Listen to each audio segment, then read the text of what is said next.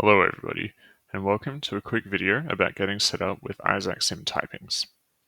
IsaacSim Typings provides type completions and LLM support for your IDE. We are going to be following the instructions outlined in the usage section of the IsaacSim Typings repository README. This involves creating IsaacSim Typings as a submodule and then symlinking the typings folder into your project. So we are going to start by initializing a new Git repository, or this could be one of your existing projects. So I'm in a folder called new project and we will run git init. Now we have set up as a Git project. We can see Git status here. We're on branch master.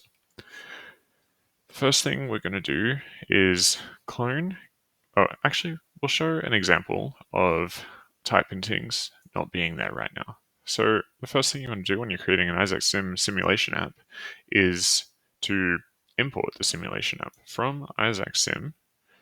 You would do, and then import simulation app. And notice that I didn't get any type completion here, and in fact it's telling me that IsaacSim does not exist. When we have IsaacSim typings, I will get full completion and it will stop complaining about IsaacSim not existing. So we're going to start by copying this Git submodule, and then we're going to symlink the typings folder into our root.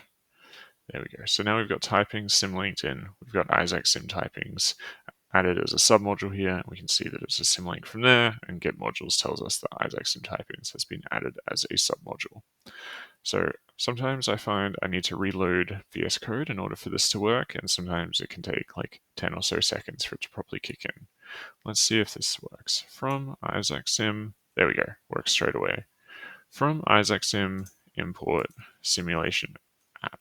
And we can see it's telling us all the things that we can import from here, and it's changed from a red line to a yellow line. I'll show you how to fix that now. So down below, we need to copy this and we need to put that in our settings.json file. So we'll make a new folder called .vscode and we'll make a file called settings.json. And then we'll make some new brackets, we'll paste in that. This is telling us to ignore that warning, and now the yellow line is gone. So we can go on and happily use this. We can make a simulation app.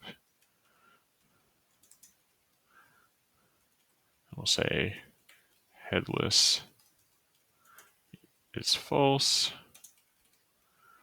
And we can do while true simulation app.update. You can see all the things I can do to the simulation app.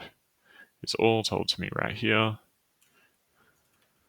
And it even gives us documentation for what these functions do. So now we can run it. isaacsim/python.sh script.py, and this should start up the IsaacSim GUI and be stepping it.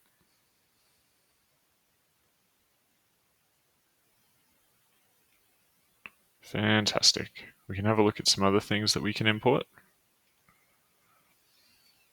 From isaacsim.core.api.objects, we can see what we can import from there.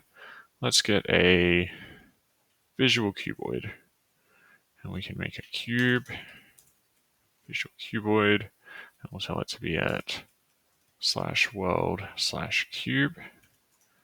We'll launch that again, and we'll see our cube in there. No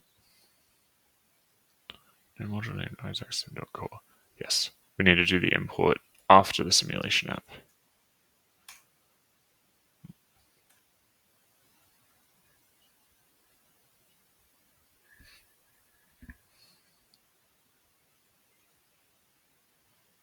Change the lighting, and we can see there's a cube imported. The cube's a really good example of it showing us all the different things that we can pass in. Unfortunately, the IsaacSim API doesn't always have all of the types available, but we give you all the ones that we can. And there's lots of documentation on most of the objects that tell you about what these things should be, even if the type hinting doesn't necessarily have it right here, but you at least get the arguments. Thanks for watching, and enjoy using IsaacSim typings for your development.